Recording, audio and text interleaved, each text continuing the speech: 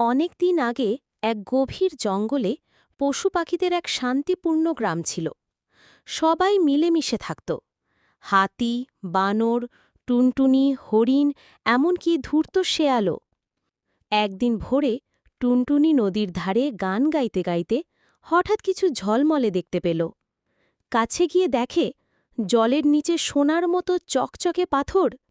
সে তাড়াতাড়ি খবর দিল বানরকে। বানর গাছে লাফিয়ে লাফিয়ে খবর ছড়িয়ে দিল পুরো জঙ্গলে। সবাই নদীর ধারে এসে অবাক হয়ে দাঁড়াল। হাতি বলল, এই সোনা নদী আমাদের রক্ষা করতে হবে, না হলে মানুষ এসে সব নিয়ে যাবে। সবাই মিলে পাহারা দেওয়ার সিদ্ধান্ত নিল। কিন্তু শেয়াল মনে মনে ঠিক করল, সে রাতে সোনার পাথর চুরি করবে। রাত হলে শেয়াল চুপচাপ নদীর ধারে গিয়ে পাথর তুলতে গেল। ঠিক তখনই হরিণ আওয়াজ শুনে অন্যদের ডাক দিল। সবাই মিলে শেয়ালকে ধরল।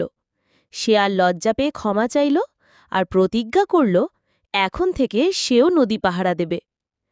তারপর থেকে জঙ্গলের সব প্রাণী একসাথে সোনার নদী রক্ষা করতে লাগল।